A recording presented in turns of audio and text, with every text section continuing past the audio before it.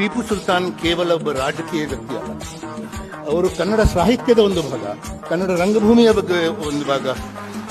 ಭಾರತದಾದ್ಯಂತ ನಾವು ದೊಡ್ಡ ದೊಡ್ಡ ವ್ಯಕ್ತಿಗಳು, ಭಾರತದ ಗಾತ್ರದ ವ್ಯಕ್ತಿಗಳನ್ನು ಕಾಣುತ್ತೇವೆ.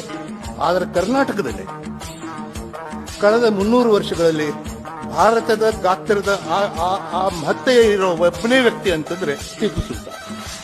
ಟಿಪ್ಪು ಸುಲ್ತಾನಿಗೆ ಸರಿಸಾಟಿಯಾಗಿ ನಿಲ್ಲುವ ಇನ್ನೊಬ್ಬ ಕನ್ನಡಿಗ ಕಳೆದ 300 ವರ್ಷಗಳಲ್ಲಿ ಹುಟ್ಟಲಿಲ್ಲ ಅಂತ ಒಪ್ಕೊಳ್ಳಿಕ್ಕೆ. ಇದಕ್ಕೆ ಕಾರಣ ಇದೆ. ಕಾರಣ ಏನು ಅಂತಂದ್ರೆ, ಕನ್ನಡದಲ್ಲಿ ಯಾವ ಒಂದು ಡೈಲಾಗ್ ನಡಿಬೇಕಾಗಿತ್ತು, ಯಾವ ಒಂದು ಸಂವಾದ ನಡಿಬೇಕಾಗಿತ್ತು, ಅದು ನಡೀಲೇ ಇಲ್ಲ. ಟಿಪ್ಪು ಸುಲ್ತಾನ್ ಆದ ಮೇಲೆ, ಟಿಪ್ಪು ಸುಲ್ತಾನ್ ಮೊದಲು ಕೂಡ ವಿಜಯನಗರದ ಪತನದ ನಂತರ ಕರ್ನಾಟಕ ತುಂಡು ತುಂಡಾಗಿ ಇಲ್ಲಿ ಅಲ್ಲಿ ಸಂಸ್ಥಾನಗಳಾಗಿ ಬಿಟ್ಟು, ಪಾಳ್ಯಗಳಾಗಿ ಬಿಟ್ಟು, ಅವನ್ನೆಲ್ಲ ತಂದು ಒಂದು ಕಡೆಗೆ ಇಕ್ಕಟ್ಟು ಮಾಡಿ ಒಂದು ಕರ್ನಾಟಕವನ್ನು ನಿರ್ಮಿಸಿದ ವ್ಯಕ್ತಿ ಅಂತಂದ್ರೆ ಟಿಪ್ಪು ಸುಲ್ತಾನ್.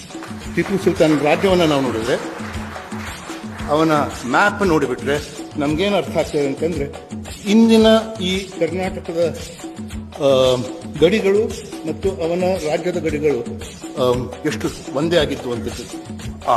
ಅವನು ಕಟ್ಟಿದ ಸಾಮ್ರಾಜ್ಯ, ಅವನು ಕಟ್ಟಿದ ಸಂಬಂಧಗಳ ಜಾಲಗಳನ್ನು ನೋಡಿದ್ರೆ, ಇತ್ಲಾಗ ಫ್ರಾನ್ಸು, ಇತ್ಲಾಗ ಆಟೋಮನ್, ಇತ್ಲಾಗ ಸೌತ್ನಲ್ಲಿ ಇದು ಬೇರೆ ಬೇರೆ ಕಡೆಗೆ ವ್ಯಾಪಾರ, ರೇಷ್ಮೆ ವ್ಯಾಪಾರ, ಗಂಧದ ವ್ಯಾಪಾರ, ಇವನ್ನೆಲ್ಲ ನೋಡಿದಾಗ ಆ ವ್ಯಕ್ತಿ ಕೇವಲ ಯೋಧನಷ್ಟೇ ಆಗಿರಲಿಲ್ಲ, ಅದಕ್ಕಿಂತ ದೂರ ಒಬ್ಬ ಶಾಸಕನಾಗಿದ್ದ.